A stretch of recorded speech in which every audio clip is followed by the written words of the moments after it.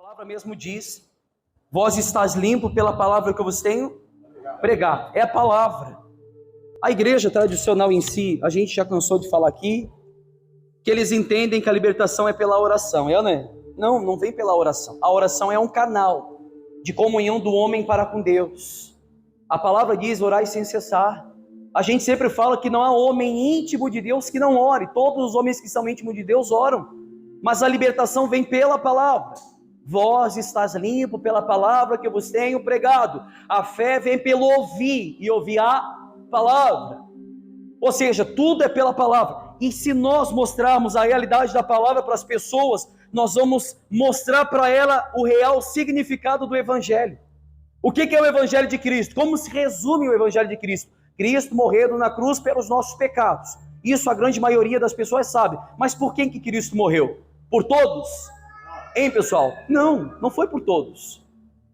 Eu vou mostrar para vocês na palavra que não é todos que vão ser salvos. Não é todos que foram redimidos pelo sangue de Cristo. Não é todos que são coparticipantes da graça de Cristo. Não são todos. Por quê, pastor? Porque você vai entender pela palavra da verdade. Eu quero que você entenda e compreenda que a doutrina que nós vamos passar nessa noite não provém de nós. Isso está escrito na palavra. E por favor, se você achar que o pastor é mentiroso, eu sempre falo isso para a igreja, seja bereano, meu amigo. Chega para mim e fala: pastor, o senhor está falando é mentira, mas me prove na Bíblia. Esse negócio de eu acho, para mim não vale, né? Porque você pode ver que todo mundo que contradiz a palavra fala: eu acho que é assim. Não, você não tem que achar. Você não foi chamado para o seu achismo. É como a gente conversa, estava conversando com o Henrique ontem, nós não fomos chamados para ter razão, nós fomos chamados para servir. Estava conversando com ele ontem. Nós somos chamados por Cristo para fazer a vontade dele e não a nossa vontade. Se você vê o que a palavra fala em João, ele falou assim: olha, não foi vós que me escolhesse, mas eu que escolhi a vós. Foi ele que nos escolheu. Pastor, eu estou aqui porque eu que escolhi a Cristo. Não, isso não está escrito na Bíblia. Pastor, vamos fazer um apelo para as pessoas que estão na igreja hoje, para elas aceitarem Jesus. Não, não existe esse apelo na Bíblia. Foi ele que nos escolheu, é ele que tem que nos aceitar. O perdido era nós, não era ele. Quem estava perdido são vocês, era eu, é vocês que estavam perdidos. Efésios 2 mesmo fala que nós estávamos mortos, ainda mortos, ele nos deu vida juntamente com ele, nos ressuscitou juntamente com ele. Estávamos mortos nos nossos pecados, nos nossos delitos, nas ofensas, e ele nos deu vida juntamente com ele.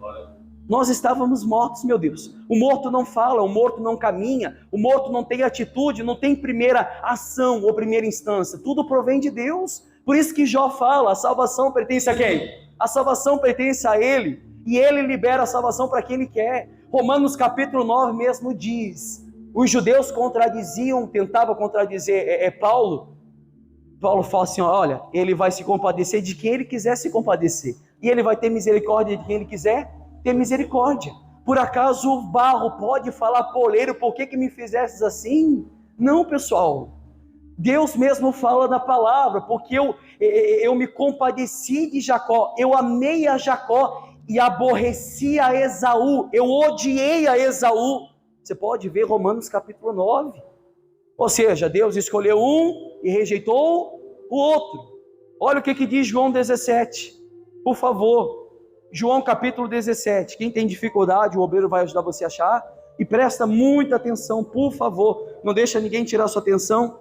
Hoje faltou muita gente, meu Deus, mas só está aqui aqueles que realmente o próprio Cristo liberou para ouvir a palavra, amém?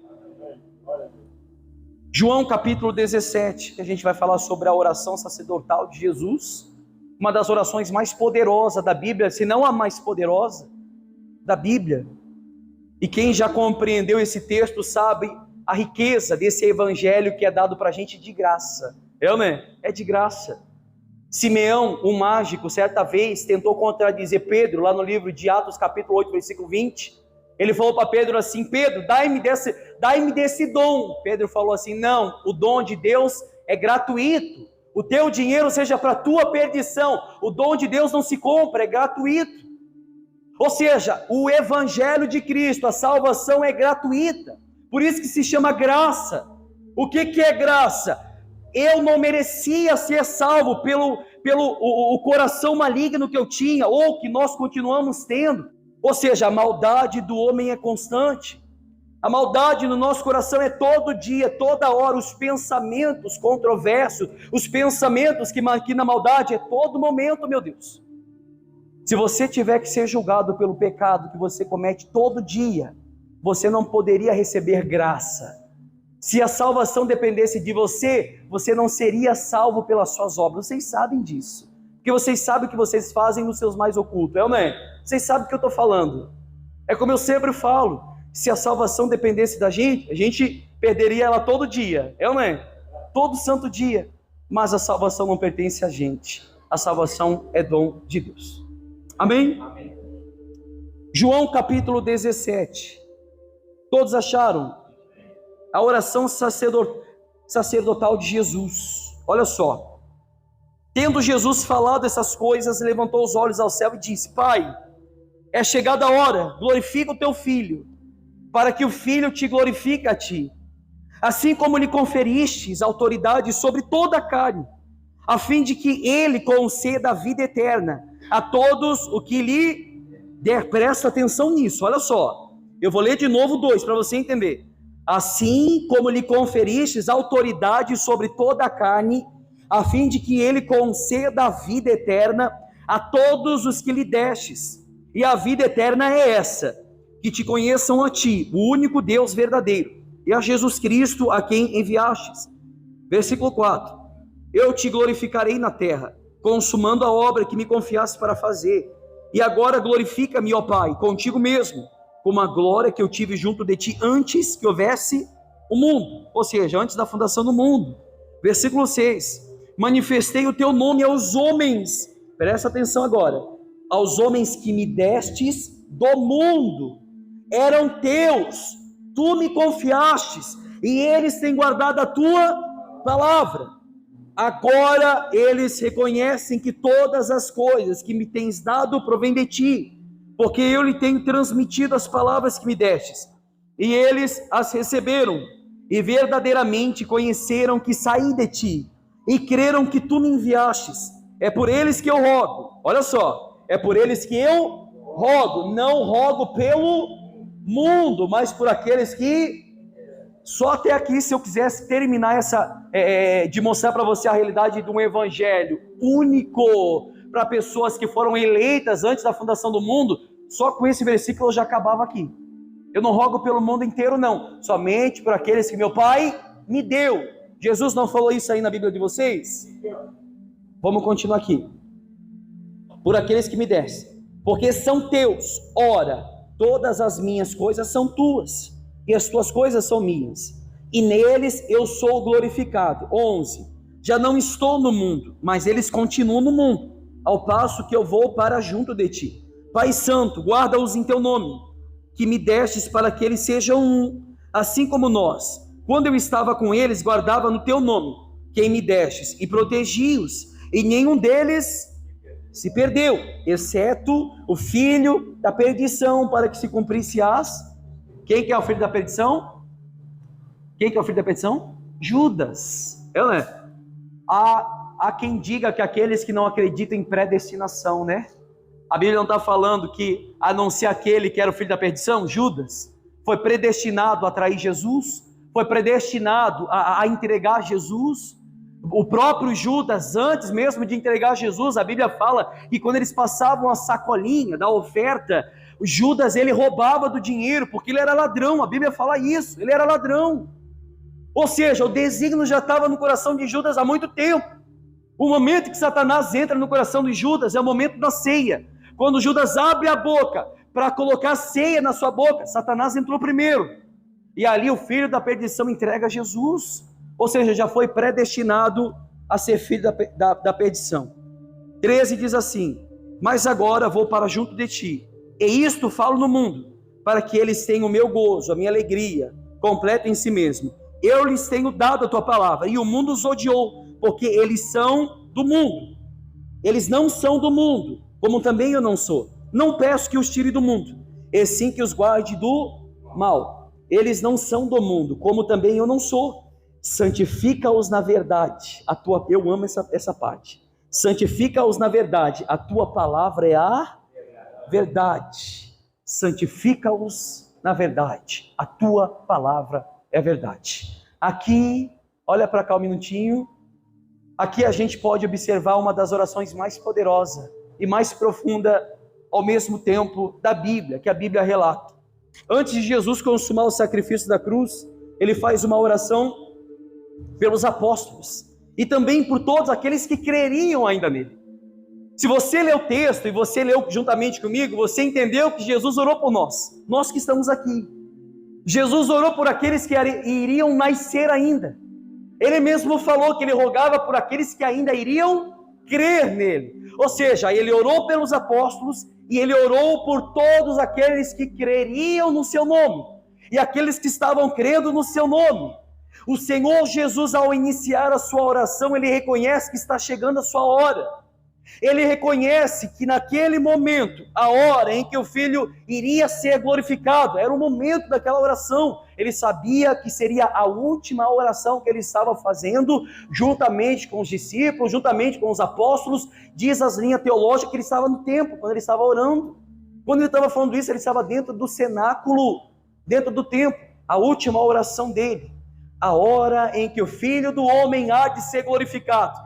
Essa oração, porém, no decorrer dessa oração, nós cristãos convertidos, eu estou falando dos cristãos convertidos, e não os cristãos convencidos, nós recebemos o alento pronunciado da própria boca de Cristo.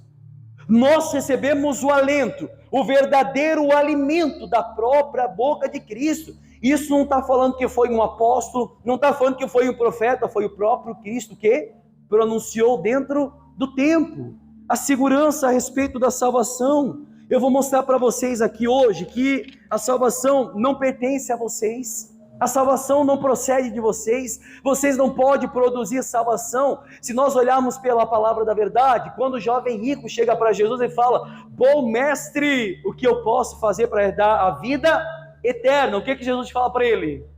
Não tem um que é bom a não ser Deus. O que a Bíblia fala? Não há um justo debaixo dos céus, não há um sequer, não há ninguém. Davi fala para Deus assim: olha, Senhor, se o Senhor tiver que inclinar os seus olhos ao perverso, não há quem subsista diante da tua face. Se Deus tiver que olhar para a iniquidade do homem, não há um homem sequer que permaneça diante dele. Romanos mesmo fala: não há quem busque a Deus, não há quem faça o bem, todos se extraviaram, carecem, necessitam da misericórdia dele, todos, meu Deus. Olhando por isso, a gente vê que dentro da gente não há bondade. Como eu acabei de falar, que Gênesis mesmo explica, que nós pecamos, nós levamos a carga da maldade desde a nossa mocidade. Os obreiros podem sentar também. Desde a nossa mocidade. Ou seja, ele expressa claramente no versículo 2, que a gente acabou de ler, a fim de que ele conceda a vida eterna a todos os que lhe destes. Ou seja, o próprio Deus, antes da fundação do mundo, você pode ver que a Bíblia fala isso, ele já escolheu aqueles que havia de ser salvo. A Bíblia diz que o nome dos eleitos de Deus já está escrito no livro da vida antes da fundação do mundo. A Bíblia diz que o sangue de Cristo fora reconhecido antes da fundação do mundo, porém manifestado nos últimos dias. Você pode ver que tudo que aconteceu já aconteceu antes de nós existirmos. Jeremias, quando é chamado, Jeremias fala assim: eu sou uma criança. Deus fala para Jeremias: antes de tu sair da madre da tua mãe, eu já te conhecia. Antes de ser formado do ventre da tua mãe, eu te escolhi. Antes, meu Deus, se você ver Romanos capítulo 9, a Bíblia diz que antes de Esaú e de Jacó fazer o bem e o mal, Deus já tinha escolhido eles, ou ele, Jacó, Deus já tinha escolhido. Como eu sempre falo, quem que não pode olhar para a Bíblia e não crer que salvação não depende da gente, e aqueles que é salvo não perde salvação? Pastor, eu sou salvo. Como que eu sei que você é salvo? Hein, gente? Vamos lá. Como que eu sei que vocês são salvos? Pratica as obras de um salvo. Somente isso. Se a gente olhar pela palavra de Deus, aqueles que são salvos, eles sempre vão refletir a quem? A Cristo.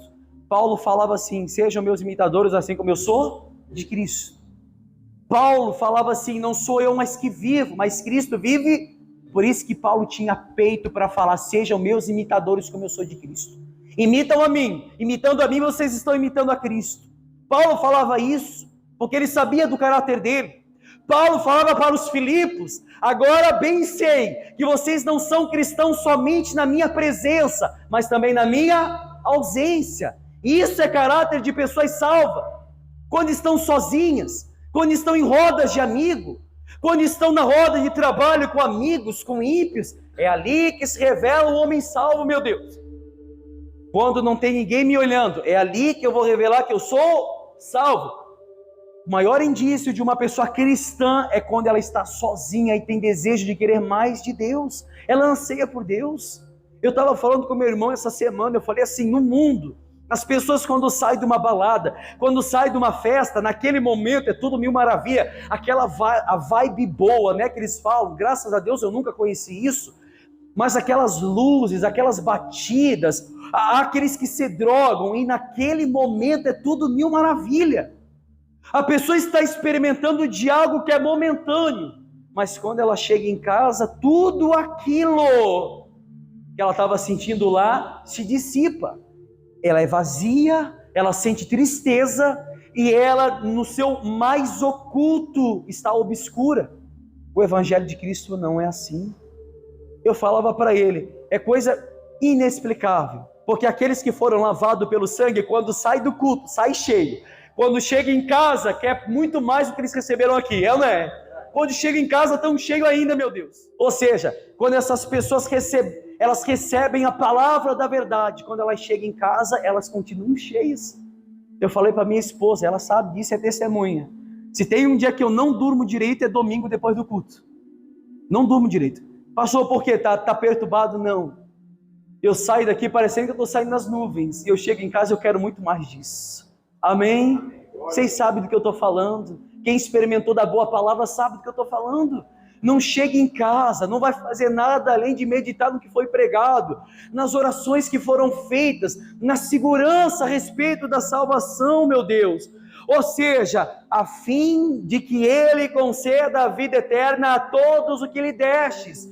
Deus entregou o homem que foi justificado pelo sangue de Cristo como presente ao próprio Cristo.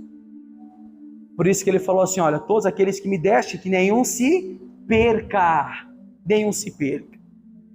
Aí eu pergunto para vocês, a doutrina da expiação, ou, né, também conhecida como a expiação definida, ou como conhecemos na doutrina calvinista, a expiação limitada, ela concentra-se na questão do desígnio da expiação de Cristo, ocupando-se na intenção, olha só como é forte, de Deus enviar Jesus à cruz. Quando o próprio Deus compra homens caídos, mulheres caídas pelos seus pecados, toda essa compra tem que ser feita com sangue. Se você ler o livro de Hebreus, você vai ver que no tempo antigo, no Velho Testamento, a cada ano o sumo sacerdote subia ao altar para oferecer a Deus um novilho, oferecer a Deus um bode expiatório, para que esse bode sendo crucificado, o sangue do bode descendo ao holocausto, ali o pecado do povo estava sendo expiado. Só que a Bíblia disse que não era eficaz, não, tinha que fazer todo ano. A Bíblia fala assim, que morrendo Cristo uma única vez pelos nossos pecados, o sacrifício de Cristo foi eficaz. Qualquer pessoa que não seja universalista está disposta a concordar que o efeito da obra de Cristo na cruz não se limita, ela se limita, na verdade, exclusivamente e somente para aqueles que creem, somente para eles. Qualquer pessoa que não é universalista, que dizem assim, Jesus morreu por todos. Não. O Evangelho sim é por todos, ou é para todos. O evangelho, sim, ele é universalista. O evangelho, assim, tem que ser apregoado para todos. Mas a salvação não. A salvação não é para todos. Vocês acabaram de ver que próprio Cristo falou: eu não rogo pelo mundo.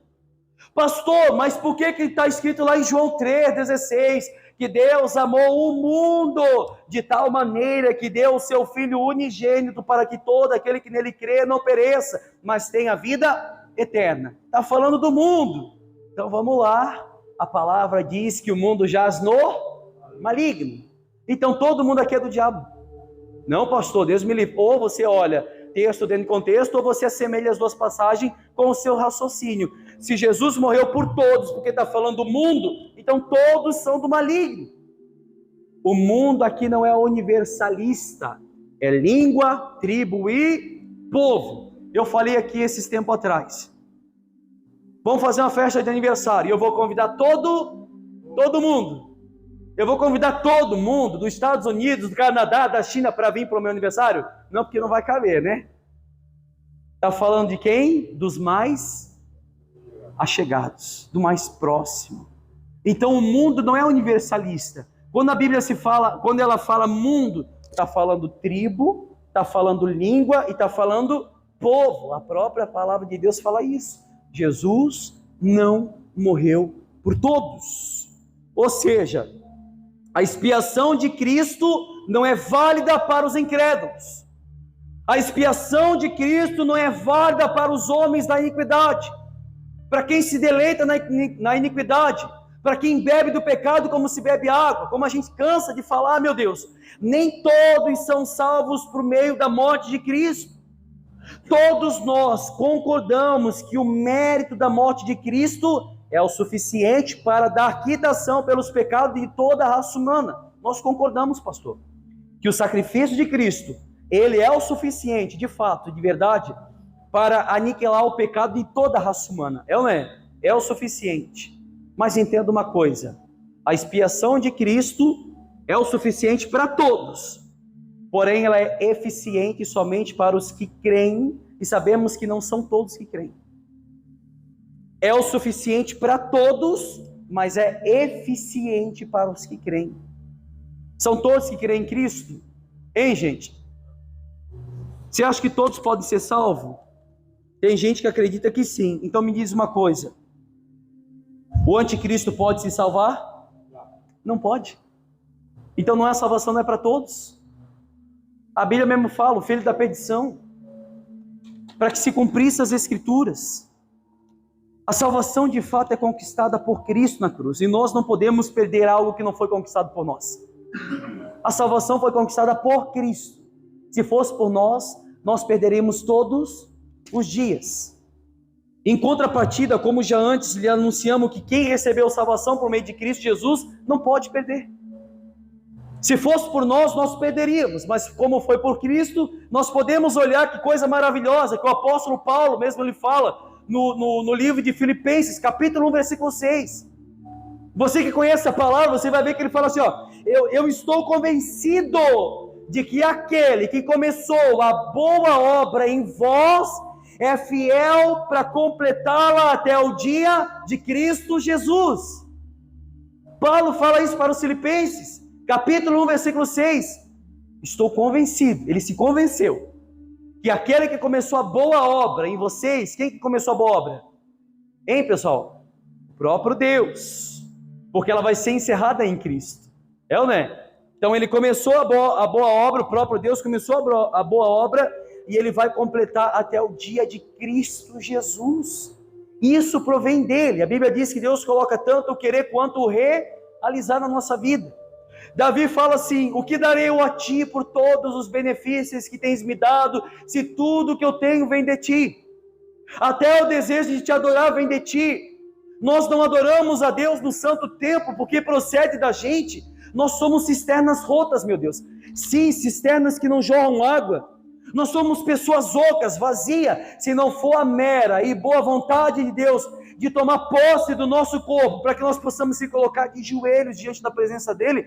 Homem nenhum teria bel prazer de se colocar em oração para buscar aquele que o salvou. Não teria. Que você pode ver que o nosso coração nunca foi voltado para as coisas de Deus. O próprio Deus diz assim: o meu povo é inclinado a desviar-se de mim. O povo de Deus é inclinado a se desviar dele. Logo, a expiação por Cristo nos traz conforto para a nossa alma. Logo, a expiação de Cristo nos traz paz, porque nós sabemos que se a salvação depende de nós, nós iríamos perder todos os dias. É ou não é? É isso que Jacob Armínio ensina, é ou não é? Os arminianos. Os arminianos, eles são mais do sinergismo. Eles entendem que Deus trabalha com o homem, é assim. Deus está lá, manifesta a palavra, e o homem cumpre a palavra, e se o homem tropeçar, ele perde salvação. Está lá, imagina comigo, pensa comigo, vamos usar a nossa cabeça. Essa é mais ou menos a linhagem do arminianismo. Está lá o livro da vida, sim ou não? A Bíblia não diz que o nosso nome está escrito no livro da vida? Livro da vida, é livro da salvação. Aí a pessoa caiu, o que Deus faz? Apaga. Aí a pessoa dobrou o joelho e pediu perdão, Deus faz o quê? Escreve de novo. Aí no outro dia a pessoa cai de novo, aí Deus faz o quê? É assim que funciona? Já pensou um caderno desse que apaga e escreve, já está todo rabiscado, todo manchado? Não é assim. Se fosse por vocês, seriam assim. Se dependesse de vocês, seriam assim. Nem a oração a gente não sabe fazer, porque a própria palavra mesmo fala que o Espírito Santo intercede por nós, porque nós não sabemos orar como convém. O Espírito Santo intercede por nós, levando as nossas orações a Deus com gemidos inexprimíveis. Nós não sabemos orar como convém. Nós não sabemos orar como de fato e de verdade é para orar. Se nós observarmos o capítulo 17 de João, que a gente acabou de ler, versículo 6, Jesus fala que o nome de Deus foi manifesto aos homens, que o próprio Deus deu a Cristo. E ele enfatiza ainda: eram teus, eram de Deus, e tu me destes, e eles têm guardado a tua palavra. Jesus tem falado assim: ó Pai, aqueles que eram teus, que o Senhor me deu, eu manifestei o teu nome no meio deles, e eles guardaram a tua palavra. O salvo guarda a palavra de Deus.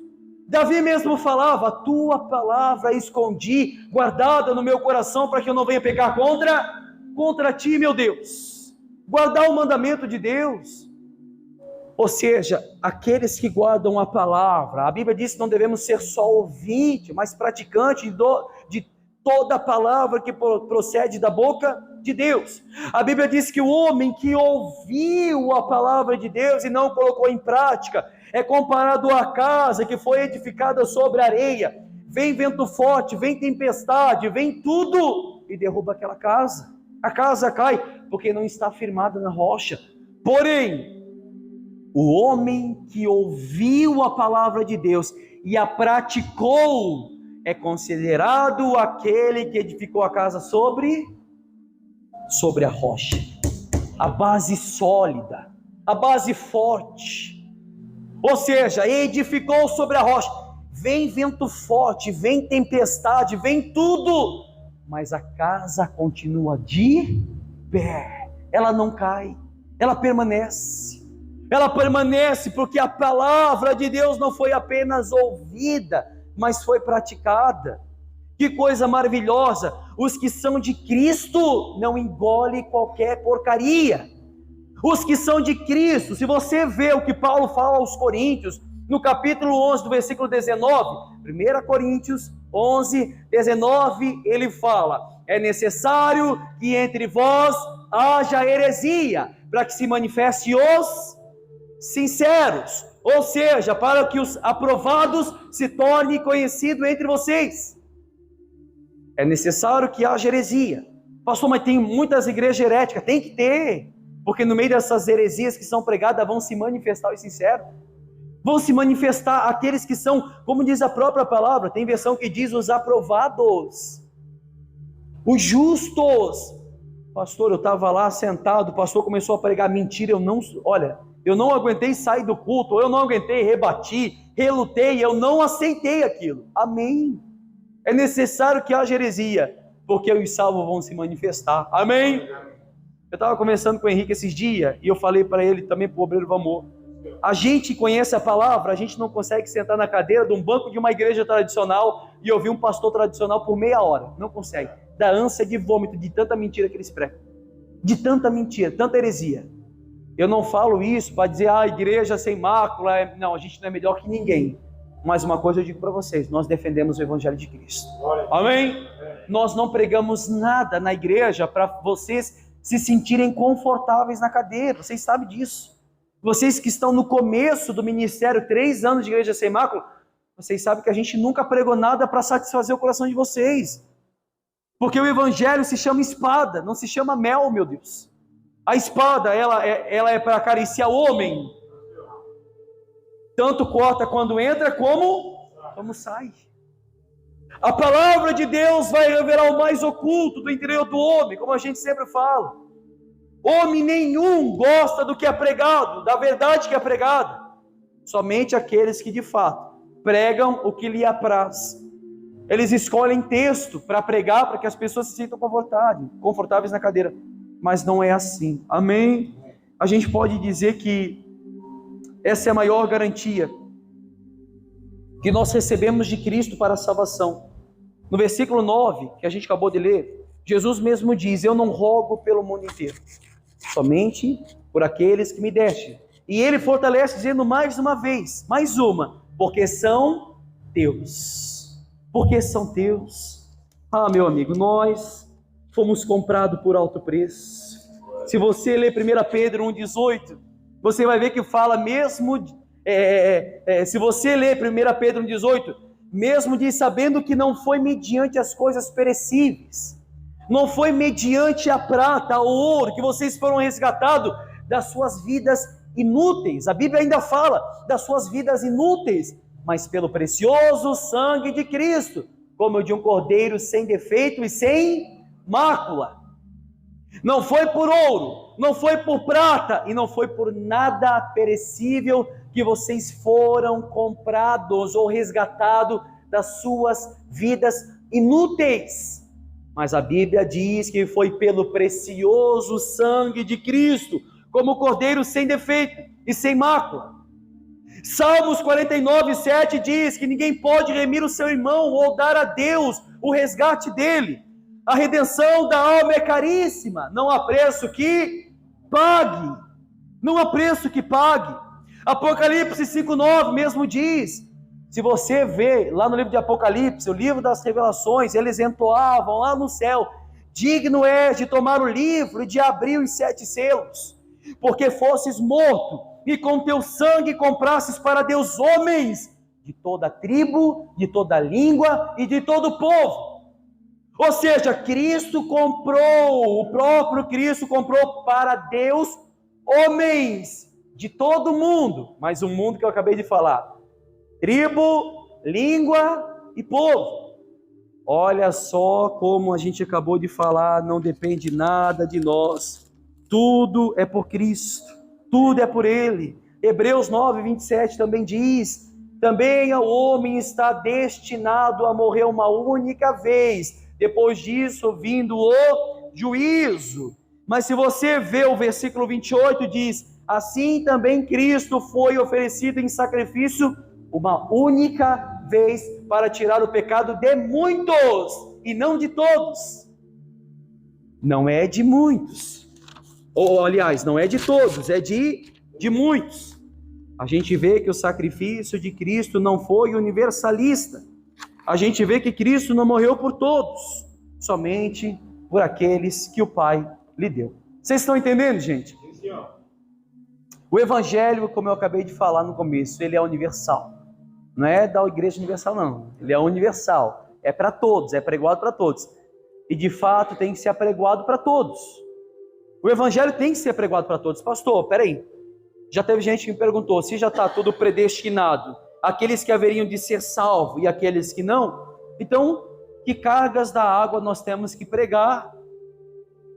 A salvação é somente para os eleitos de Deus, a gente já falou isso.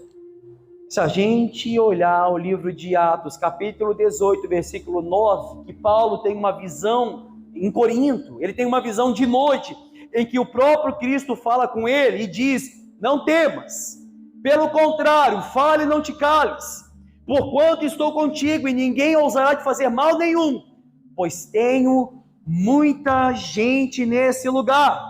E Paulo pregou durante 1 ano e 6 meses, e os que são escolhidos de Deus se manifestaram naquele lugar. Ou seja, é necessário a pregação da palavra para se manifestar os sinceros, os aprovados, os justos, que a palavra mesmo fala. Ou seja, nós pregamos, meu Deus, mas a palavra de Deus diz que vai ser manifestado aquele que ele comprou com alto preço, ou com sangue, amém? João 6,37 diz, vamos abrir aqui para você entender, eu quero tentar passar tudo para você compreender.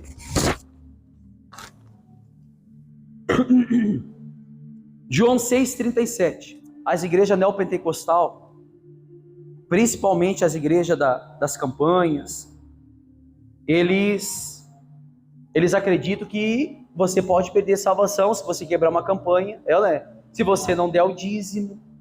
Eles usam Malaquias 3,10, que maldição sois amaldiçoado, todavia dizeis que te roubamos, nos dízimos e nas ofertas alçadas. Ou seja, a igreja neopentecostal, como eu vim de lá, e eu estou falando da onde eu vim, eles colocam na cabeça das pessoas que se você quebrar um dia de campanha, 7 dias da vitória, 7 dias do livramento, 7 dias da cura, 7 dias da prosperidade, 7 dias do tapete de fogo, 7 dias da porta aberta, é tudo que eles inventam, que não tem nada disso na Bíblia, nada. Me mostra onde tem. Eles entendem que se você falhar uma vez, você está apto para perder a sua salvação. Mas se você ler João 6 todo, que a gente vai ler agora só o 6,37, mas se você ler 6 todo, você vai ver que os fariseus chamaram Jesus de diabo, porque Jesus falava da expiação limitada. Jesus falava que somente é salvo aquele que o Pai deu para ele, não é todos. Jesus foi chamado de diabo. Então eu não me importo se me chamam de diabo por causa disso, amém? Está escrito na palavra. Você não pode apagar da Bíblia a palavra predestinação, está escrito, Efésios capítulo 1, e nos predestinou nele antes da fundação do mundo, e fomos chamados filhos de adoção de Cristo Jesus. Ou seja, está escrito na palavra, meu Deus, nós não podemos inverter essa realidade. Olha o que aqui diz João 6,37,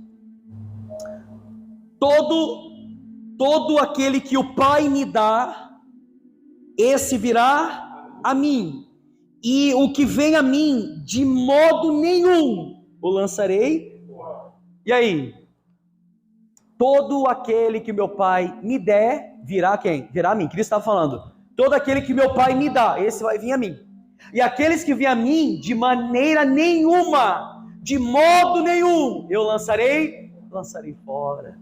Por isso que eu digo, e por isso que a gente estava conversando ontem, doce troca, a condenação era nossa, Cristo recebeu a nossa condenação no nosso lugar, Cristo recebeu o nosso pecado, Cristo morreu a nossa morte, para que nós pudéssemos viver a vida dele. Se nós olharmos para a palavra, ninguém que vai a Cristo, de maneira nenhuma ele lançaria fora. 38, porque eu desci do céu, não para fazer a minha própria vontade, e sim a vontade daquele que me enviou. E a vontade, mais uma aqui, e a vontade de quem me enviou é essa, que nenhum eu perca de todos o que me deu. Pelo contrário, graças a Deus, eu ressuscitarei no último. Oh, que graça maravilhosa! Oh, maravilhosa graça, né? Miserável homem que sou, quem pode me livrar do corpo dessa morte? Mas eu dou graças a Deus por Jesus Cristo. Nós olhamos para a palavra e vimos que a vontade de Cristo é essa, que nenhum se perca, nenhum, meu Deus. Pastor, mas aquele fulano era salvo, ele se desviou do caminho, foi para o mundo. Não, meu amigo, se está no mundo é porque nunca foi salvo. A palavra mesmo fala, saiu do nosso meio porque não era dos nossos. Se fosse dos nossos, teria permanecido. Se fosse dos nossos, teria permanecido. Ou seja, o próprio Cristo falando a vontade dele, e a vontade dele é o que prevalece. Nenhum daquele que é dele se perca, e ele há de ressuscitar no último dia. No último dia iremos ser ressuscitados com isso, se a gente experimentar a morte física. Porque a palavra fala que aqueles que morreram em Cristo Jesus hão de ressuscitar primeiro, e nós que estamos vivos iremos encontrar com Ele nos céus, nos ares, meu Deus. Olha que maravilha isso, que maravilha, mas as pessoas não querem entender que a salvação não procede da gente. É por isso que as igrejas estão inchadas e não estão cheias. Eu sempre falo aqui, vou falar mais uma vez, como tem gente que está pela primeira, segunda, está uma semana na igreja, você não vem para a igreja para ser salvo, não. Você vem para a igreja porque você é salvo. Amém? Você não sai da sua casa, se veste com a melhor roupa, se prepara durante a semana inteira para chegar no culto para ser salvo. Se vocês fizeram isso é porque vocês são salvos. Vocês receberam essa vida e não foi agora, foi antes da fundação do mundo, antes de tudo ser criado. Um homem que recebeu a salvação por Cristo pode viver no pecado, pessoal? Não pode, meu Deus. Paulo responde aos Romanos no capítulo 6, de modo nenhum. Vocês que foram mortos para o pecado, como é que podem ainda viver neles? De modo nenhum. Os judeus falavam para Paulo, nós permaneceremos no pecado para que a graça seja mais abundante. Paulo falou, o quê? De modo nenhum. Vocês que estão mortos por pecado, vocês que ressuscitaram em Cristo, como é que vocês podem, de fato, voltar a viver nele? Então, um homem que recebeu salvação por Cristo não pode viver no pecado. A caminhada do salvo é um reflexo de testemunho. A caminhada do salvo é um reflexo de Cristo, da vida dele para outras pessoas. Você se olha no espelho e você não se vê, mas você vê Cristo. Amém? Você não se vê. A Bíblia fala em Provérbios que o Espírito Santo formoseia o rosto. Se você pegar uma foto de quando você era do mundo e uma agora que você é convertido e não convencido, você vai ver outra pessoa, não é? Outra pessoa, meu Deus. Porque o Espírito Santo formoseia o rosto. Paulo diz em Gálatas 2:20, não sou eu quem vivo, mas Cristo vive em mim. Um dos maiores reformadores da igreja, João Calvino, disse, a salvação é pela graça, mas a santificação é pela obediência. Amém, pessoal? Ou seja, é isso que eu tenho para passar para vocês. Pastor, eu sou salvo. É mesmo? Pastor, Cristo me comprou com alto preço. É mesmo? Então você vai mostrar que você é salvo. Através das suas obras. Através do seu caminhar. Não na presença, mas na ausência. Não diante dos outros, mas quando você está sozinho. Eu sempre falo, meu amigo, o mal do século é essa porcaria de celular. O mal do século é essa porcaria, esse demônio desse século chamado celular, meu Deus. Esfriou o cristão, destruiu o casamento, criou filhos rebeldes. Essa desgraça de celular, que muitas das vezes usado de má forma, acaba matando a pessoa. A santificação é pela graça, a salvação é pela graça, mas a santificação pela obediência. Eu me santifico. Santificação provém do Espírito Santo porque a gente obedece. A gente obedece. Deus fala assim, eu não quero sacrifício, eu quero obediência. Não é? Então nós temos que obedecer a palavra de Deus. Olhando para a palavra da verdade, meu amigo, a gente pode ver o quanto de tempo que a gente perde na porcaria do celular. E a gente não perde, não digo perder, porque a gente está ganhando, estudando a boa palavra da verdade. Mais uma coisa que a gente estava conversando ontem, eu e o Henrique, a gente conversou demais ontem. Sobre um dia separado para Deus. Tem muita gente que critica, malha o pau nos adventistas porque eles separam o sábado, né? Mas vocês não fazem isso. Vocês não fazem isso. Pastor, poxa, eles acham que vão ser salvos porque estão separando o sábado. Mas eles separam. Vê a vida de um adventista. Como é que é separando o sábado? O sábado todinho é voltado para Deus. Todinho voltado para Deus, todinho.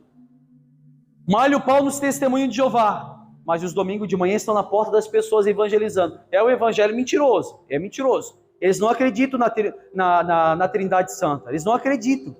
Em outras coisas também não acreditam. Mas estão lá, batendo na porta das pessoas. E nós, domingo de manhã, estamos dormindo. Né? Acordando meio-dia. Quando diz que eles estão de porta em porta, evangelizando da maneira deles. A Bíblia fala assim, que os filhos das trevas são mais ágeis do que os filhos, muito mais ágeis. A heresia, ela se espalha de uma maneira que esses filhos das trevas são muito ágeis. Eles não perdem tempo, eles espalham a mentira, mas os filhos da luz, que eram para levar a verdade, não levam. Preguei no monte para o povo esses dias. Paulo fala em Coríntios capítulo 4, se o evangelho de vocês está encoberto, para os que se perdem também está encoberto. Ele fala, se o nosso evangelho, ele não está falando se o evangelho de Cristo, não. Se o nosso evangelho está encoberto, para os que se perdem também está encoberto. Ou seja, se nós retemos o evangelho tanto da boca para fora como testemunha, e a gente sabe que tem pessoas lá fora morrendo e indo para o inferno, e nós retemos esse evangelho, assim como nós estamos retendo, para os que se perdem também está retido. Amém? Então vamos pregar, como disse Paulo para Timóteo, em tempo e fora de tempo. Amém, gente? Vamos ficar de pé. Aplauda Jesus bem forte, que Ele merece.